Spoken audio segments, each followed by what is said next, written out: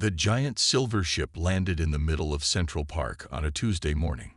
By afternoon, every TV screen, phone, and computer showed the same images. Tall, blue-skinned aliens with 4 arms walking down a ramp to meet Earth's leaders. Tom Miller stood at attention near the back of the greeting party. His uniform felt too tight around the neck. After 15 years in the military and 3 more studying alien biology, he was picked to be part of this historic moment. Not as anyone important, just extra security with some useful knowledge. "They call themselves the Galactic Council," whispered Jack, another officer beside him. "Sounds like something from a cheap sci-fi movie." Tom nodded, but kept his eyes forward. The aliens moved with grace despite Earth's gravity being stronger than their homeworld. Their leader, who called himself Ambassador Rill, bowed deeply to the human officials. "We bring greetings from the 57 worlds of the Galactic Council," Rill said through a translator device on his chest. "Today marks the beginning of Earth's entry into galactic society." Tom watched as hands were shaken, gifts exchanged, and speeches made. Everything went perfectly, until it didn't. Later that evening, in the grand ballroom of the United Nations building, humans and aliens gathered for a formal dinner. Crystal glasses clinked, cameras flashed, and history was being made with every handshake. Tom stood along the wall, watching the room. He noticed Ambassador Rill reach into a pouch at his waist, removing a small blue orb. "A gift from my world," Rill announced, holding it up. "The Harmony Sphere, a symbol of peace throughout the galaxy." The sphere began to glow, spinning slowly above the ambassador's palm. The crowd leaned forward, fascinated by the beautiful object. Then it happened. The sphere cracked. A thin, purple mist leaked out, spreading quickly through the air. Tom's training kicked in. Unknown substance, potential biohazard. He reached for his emergency mask, but he was too slow. The mist reached him at the same time screams erupted across the room. Tom felt a wave of dizziness, and his stomach twisted. He expected worse, death, maybe, but instead, he just felt like he had a mild case of food poisoning. Around him, chaos unfolded. Both humans and aliens dropped to the floor, bodies shaking, mouths foaming. The president collapsed mid-sentence. Ambassador Rill fell next, all 4 of his hands clutching at his throat. "Containment breach. Seal the room," someone shouted over the emergency system. Heavy metal shutters slammed down over the windows and doors. The ventilation system shut off with a whine. Tom staggered to the nearest victim, trying to help, but it was already too late. The woman's eyes were fixed and empty. Tom keyed his radio. "This is Security Officer Miller. We have multiple casualties. Unknown airborne toxin. Request immediate haze emat response." His voice sounded strange in his own ears. For the next hour, Tom moved through the room checking for survivors. There were none, except him. His stomach still hurt, and his head pounded, but he was alive while everyone else had died within minutes. When the haze emat team finally broke through, they found Tom sitting alone in a room of corpses. "How are you still breathing?" asked the team leader through his sealed suit. Tom shook his head. "I don't know. Tests would later show the purple mist was something the aliens called night mist, the deadliest known toxin in the galaxy. It killed within minutes by shutting down the nervous system. Everyone died that night. Everyone except Tom Miller, who should have died but didn't. And that was just the beginning." 3 days after the disaster, Tom Miller sat in a glass room. Doctors in full protective suits moved around him. Needles poked his arms. Machines beeped. Cameras watched his every move. "How are you feeling today, Mr. Miller?" asked Dr. Lisa Reed, her voice strange through her helmet speaker. "Same as yesterday," Tom replied. "Tired. Stomach still hurts a bit, but alive." That was the mystery. Tom should be dead, like everyone else who breathed the purple mist. Instead, he sat here, talking and breathing. The world outside was in chaos. The first alien contact had ended with the death of Earth's leaders and the alien ambassadors. More ships from the Galactic Council had arrived, demanding answers. Dr. Reed checked some readings on her tablet. Your blood work shows something interesting. The toxin is still in your system, but your body is breaking it down. Somehow, Tom thought back to his childhood. He had grown up in a small town called Pine Ridge. Nothing special about it except the weird red soil that made the vegetables taste funny. His mom always said the water there made the family strong. The door opened, and two aliens entered. One was tall with green scales instead of skin. The other was shorter with 6 eyes. Both wore breathing masks. "This is Dr. Mock," said Dr. Reed, pointing to the tall one. "He's the council's expert on night mist." Dr. Mock stepped closer to Tom, all 6 eyes blinking rapidly. Fascinating. In 300 years of records, no species has survived exposure to night mist. It kills every known life form in the galaxy. "Lucky me," Tom said, not feeling lucky at all. "The council wishes to study you," Dr. Mock continued. "On our medical ship, we must understand how this is possible." Tom looked at Dr. Reed. "Do I have a choice?" She shook her head slightly. "The council is insistent, and our own leaders think cooperation is best. The poison that killed everyone came from their ship, even if by accident. We need their help to make sure there are no more incidents." Later that day, Tom met with what was left of Earth's government, mostly deputy ministers and generals who hadn't been at the dinner. "We're asking you to go with them, Miller," said General Barnes. "As a volunteer." "You mean as a lab rat," Tom replied. The general sighed. "As Earth's first ambassador, in a way. We need to show goodwill. And if your immunity can help create a defense against this night mist." Tom thought about it. He had no family left. His parents had died years ago. No wife, no kids, just an empty apartment, and a job he wouldn't miss. "What if they cut me open to see how I tick?" he asked.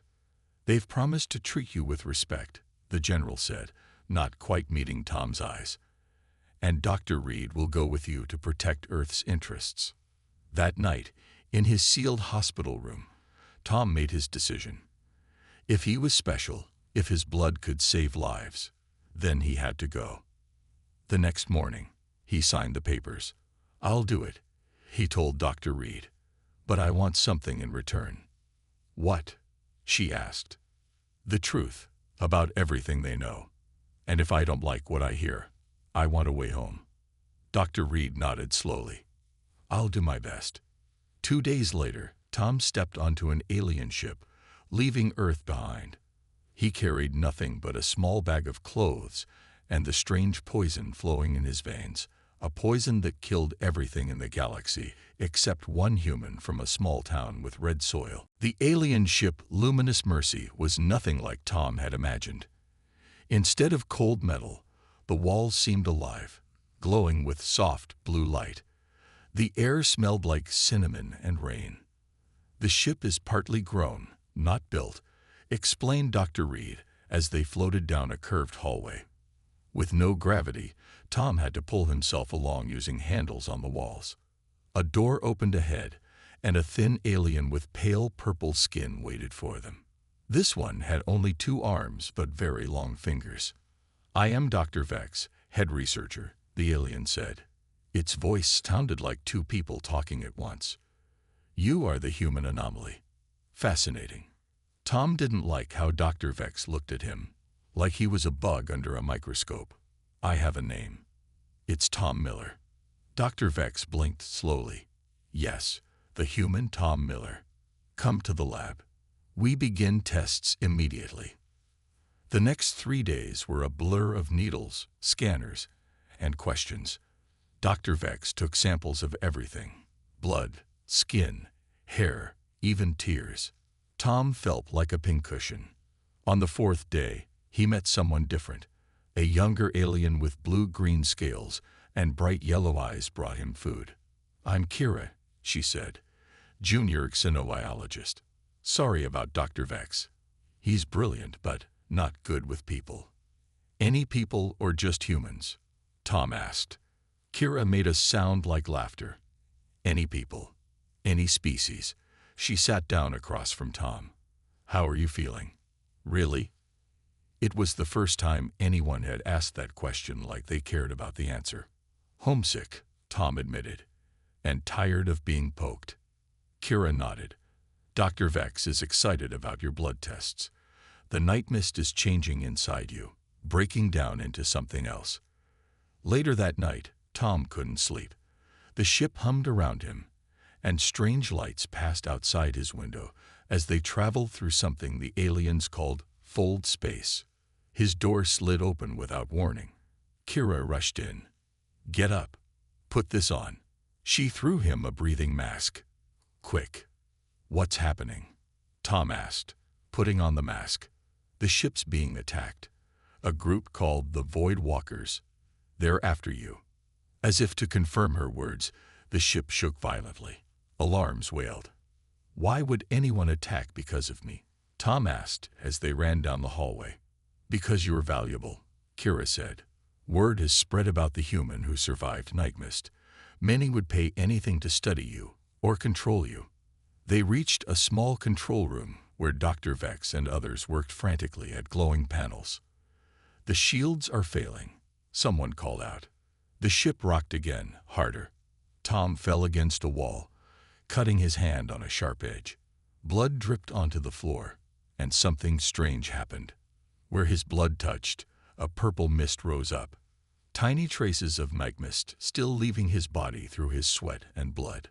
But instead of spreading, the mist faded away. Dr. Vex saw it too. He moved faster than Tom thought possible, grabbing Tom's bleeding hand. Your blood neutralizes it, Dr. Vex said, eyes wide. It doesn't just resist night mist, it destroys it. Another explosion rocked the ship. We can discuss this later, Kira said. Right now, we need to escape. The ship limped away from the attackers, engines damaged. Tom learned they would need to stop for repairs at a place called Nexus Point, a giant space station where many species gathered to trade. As the damaged ship approached the massive station, Tom stood at the window, watching it grow larger. What happens now? He asked. Kira stood beside him. Now things get complicated. Your secret won't stay secret for long.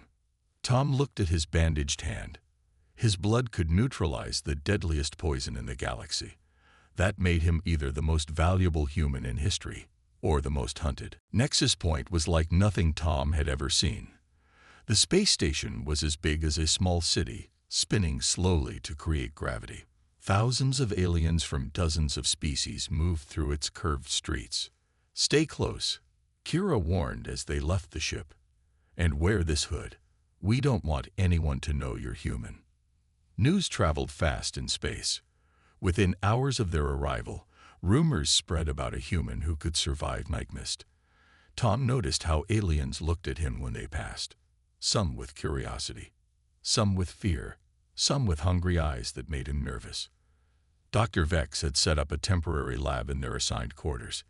His tests became more painful each day. I need more bone marrow, Dr. Vex said one morning, holding up a needle that looked more like a drill. You took some yesterday, Tom protested. Not enough. Your body is changing. The night mist is transforming your cells. Tom felt it too. Headaches came and went. His vision sometimes blurred, then became sharper than ever. His skin felt too tight. That night, he couldn't sleep. He found Kira working late in the small medical room. Is Dr. Vex always this intense? Tom asked. Kira looked around, then lowered her voice. Dr. Vex has a special interest in night mist, more than scientific curiosity. What do you mean? She pulled out a small device, tapped some symbols, and showed Tom. I found these in his private files. They're classified council reports. Tom looked at the alien text that translated to English as he read. Night Mist Test Site 12. Planet Velos. Population eliminated. Tests successful. This wasn't an accident, Tom said slowly. Night mist is a weapon, created by the Council's military division. Kira nodded. Dr. Vex was part of the team that made it. Tom felt cold. And now he wants to know why it didn't kill me. Not just that, Kira said. I think he wants to use your blood to make it stronger. Tom's head pounded. He leaned against the wall as a wave of pain hit him. When it passed, the room looked different, brighter, with colors he'd never seen before. Tom, are you okay? Kira asked. Before he could answer, the door opened. Dr. Vex stood there with two large aliens in uniform. Subject Tom Miller must come with us, Dr. Vex said. Council orders. Full biological study. Tom knew what that meant. They would take him apart piece by piece. I don't think so, Tom said. Dr. Vex made a signal. The guards moved forward. But they moved so slowly, like they were underwater. Tom stepped aside easily. What's happening to me? He asked Kira. The night mist, she replied. It's changing you. We need to go. Now. They ran, through corridors and down levels, deeper into the station. Alarms sounded behind them. I know someone who can help, Kira said as they ducked into a crowded market area. An old scientist named Dr. Ray. He studied night mist before the council silenced him. Where is he? Far from here. We need a ship. Tom stopped suddenly. A new pain hit him, worse than before. He doubled over, gasping. Tom. Kira caught him before he fell. Something's wrong, he managed to say. His skin felt like it was on fire. When he looked at his hands, thin purple lines spread under his skin, following his veins. The night mist is spreading, Kira said, eyes wide. It's not breaking down anymore. It's taking over. Am I going to die after all? Tom asked. Kira helped him to a quiet corner. Not if I can help it. But we need to find Dr. Ray quickly. On a screen above them, Tom's face appeared with alien writing. The hunt was on. Whatever was happening inside him, one thing was clear. He was running out of time. Keep your head down, Kira whispered as they moved through the busy lower levels of Nexus Point. Tom pulled the hood lower over his face. The purple lines on his skin had spread up his neck. Soon, they would reach his face. They had stolen a small ship, nothing fancy, just an old cargo hauler with enough fuel to reach the outer systems. Kira piloted while Tom fought waves of pain in the back. Where exactly are we going? Tom asked between gritted teeth. A moon called Tarbos, Kira replied. Dr. Ray hides there. The council thinks he's dead. Tom closed his eyes as another wave of pain hit him. When he opened them, he could see through the ship's wall, actually see the energy lines running through it. Something's happening to me, he said. I can see things I shouldn't be able to see. Kira looked worried. The night mist is changing your biology. Dr. Ray is our only hope now. 3 days later, they reached Harbos. It was a small, rocky moon orbiting a gas giant. No one lived there, or so it seemed. Kira landed near a crater. We walk from here, she said. Tom stepped onto the moon's surface. His body felt strange, lighter, stronger, despite the pain. He could hear better too. The silence of space wasn't silent at all. It hummed with energy he could somehow sense. Someone's following us, he said suddenly. Kira looked alarmed. How do you know? I can feel it. A ship about an hour behind us. They hurried across the rocky surface until they reached a hidden door built into the side of a cliff. Kira pressed her hand to it, and it slid open. Inside was a laboratory filled with old equipment. A small, hunched alien with white fur and 6 eyes looked up from a workbench. Dr. Ray, Kira said, we need your help. Dr. Ray studied Tom with all 6 eyes. A human, with night mist in his system. Alive. Impossible. Not impossible, Tom said. Just unlikely. Dr. Ray moved quickly for someone who looked so old. He took blood samples, scanned Tom with strange devices, and muttered to himself. Fascinating, he said finally. The night mist is bonding with your cells, not destroying them. I've never seen anything like it. Can you help him? Kira asked. Perhaps. Dr. Ray mixed chemicals in a bowl. The night mist was my creation, you know, before the Dominion stole it and turned it into a weapon. The Dominion? Tom asked. The oldest race in the council, the ones who truly rule. Dr. Ray handed Tom a glowing blue liquid. Drink this. It will slow the transformation. Tom drank. It tasted like metal and honey.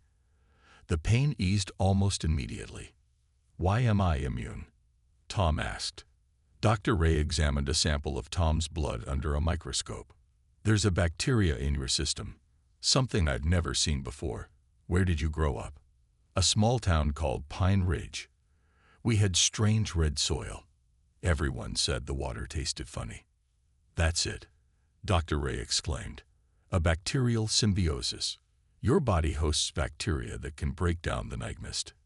A loud bang shook the lab. Dust fell from the ceiling. They found us, Kira said. Tom stood up.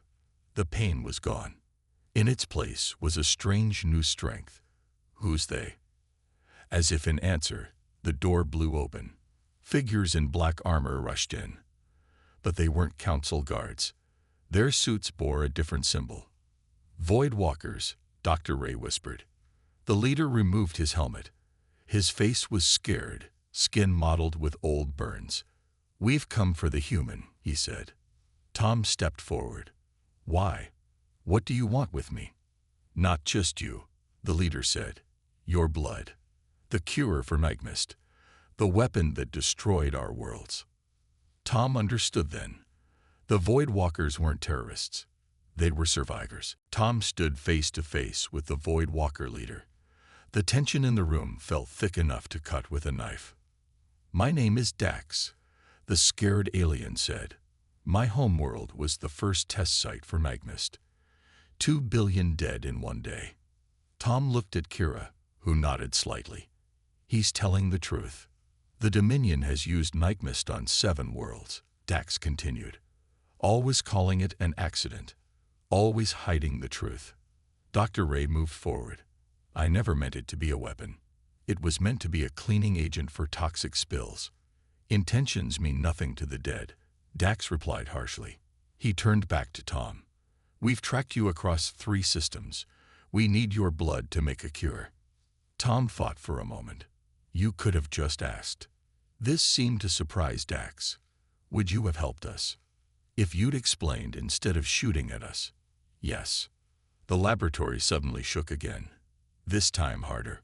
Warning lights flashed. Council ships, one of the Void Walkers called out. 3 of them. Heavy class. Tom felt a strange calm come over him. The purple lines on his skin glowed faintly. How long before they break in? Minutes, Dax said. We need to run. No, Tom replied. We need to fight back, but not with weapons, with the truth. Tom turned to Dr. Ray. Can you make an antidote from my blood? Something that could neutralize night mist. The old scientist nodded. Theoretically, yes. With the right equipment. Which we don't have here, Kira interrupted. Then we take the fight to them, Tom said. To the council itself. Dax laughed bitterly. You want to walk into the heart of the council. That's suicide. Not if we have proof. Tom pointed to Dr. Ray's computer. Do you have records? Evidence of what the Dominion did? I kept everything, Dr. Ray said. Every test, every order, every result. Another explosion rocked the lab. Closer this time. We need a plan, Kira said. Tom felt strange. The pain was completely gone now. In its place was a new awareness, like he could feel the night mist flowing through his veins, becoming part of him. He reached out his hand, concentrating. To everyone's shock, a faint purple mist formed above his palm. How are you doing that? Dr. Ray asked, eyes wide. I don't know, Tom admitted, but I can control it now. It's mine. Dr. Ray quickly drew more blood from Tom. He mixed it with chemicals, centrifuged it, and loaded the result into injector guns. Crude antidote, he explained, handing them to Dax and the others. Not a cure, but it might give limited protection. The lab door began to glow red as cutters worked from the other side. Time's up, Dax said. Tom stood. I have a plan. But I need all of you to trust me. When the council forces broke through, they found only Tom, sitting calmly in the center of the lab. Subject Tom Miller, the lead officer said. You will come with us. Tom smiled. I know. Take me to the council. I want to talk to them. The officer seemed confused by Tom's cooperation. Where are the others? What others? Tom asked innocently. As they led him away, Tom knew the others were safe, hiding in a secret compartment with Dr. Ray's evidence. They would follow in the Void Walker ship, staying just out of sensor range. On the council ship, Dr. Vex waited, eyes gleaming with scientific hunger. You've changed, Dr. Vex observed. The night mist has integrated with your system. Tom nodded.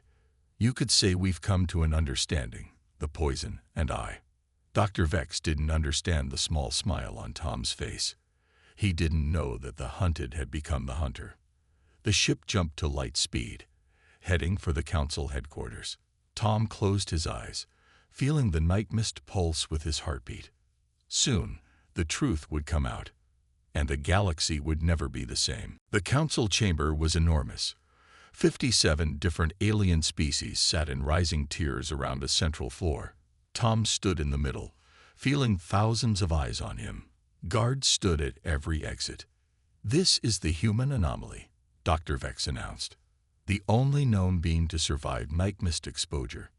Whispers filled the chamber. Tom looked up at the highest tier where 5 ancient aliens sat. The Dominion leaders. Their skin was pale blue, their eyes black pools without pupils. Honored Council, Tom said, his voice carrying in the large room. I come with an important truth. One of the Dominion leaders leaned forward. You are here to be studied, human, not to speak. I'm here because your weapon failed, Tom replied. Night mist was supposed to kill everyone at that first contact meeting. But I survived. The chamber erupted in shock. The Dominion leader's face darkened. These are wild accusations, the leader said. Guards, remove this human to the laboratory. As guards moved toward Tom, the main doors burst open. Dax and his Void Walkers stormed in, with Kira and Dr. Ray close behind them. They carried the evidence, data crystals and physical samples. We bring proof, Dax shouted. The night mist was created by the Dominion as a bioweapon. They've tested it on 7 worlds. The council members began shouting questions. The Dominion leaders stood, their faces twisted with anger. This is treason, the lead Dominion shouted. He pulled out a small device and pressed a button.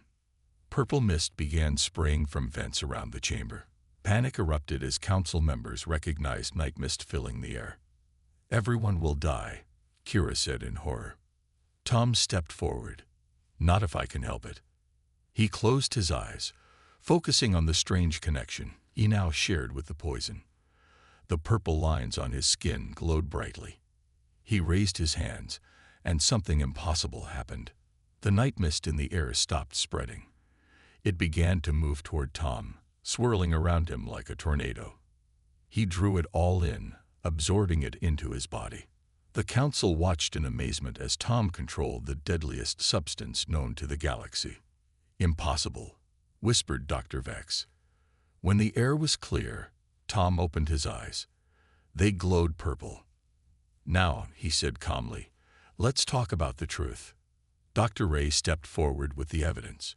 The data was shown on big screens for all to see. The Dominion's secret tests, the billions killed, all in the name of creating the perfect weapon. The council voted immediately. The Dominion leaders were arrested. Their weapons program was shut down. They would pay to help the survivors of their test worlds. 1 week later, Tom stood before the council again. This time, not as a specimen, but as an honored guest. Your courage has revealed a great evil, said the new council leader, a tall insect-like alien. How can we thank you? Tom thought for a moment. Make me Earth's ambassador. Let me be the bridge between our worlds. Granted, the leader replied. And what of your condition? The purple line still showed on Tom's skin, though fainter now. Dr. Ray is working on a way to stabilize it. Until then, I seem to be the galaxy's only living night mist detector. The council leader nodded, a fitting role for one who survived the unsurvivable. Later, Tom stood with Kira on a viewing platform, watching the stars. Earth will send more people, Tom said. They'll test them to see if others from my hometown have the same immunity. Do you think they will? Kira asked. Tom smiled. Probably. There's something special about humans. We adapt. We survive. What will you do now, Ambassador Miller? Kira asked with a smile. Tom looked out at the countless stars, each one potentially holding new worlds, new species, new challenges. I'm going to make sure Earth joins the galaxy on the right foot, he said, and maybe find out what other poisons we humans might be immune to. The galaxy had met its deadliest poisons match in one human, but Tom knew he was just the beginning.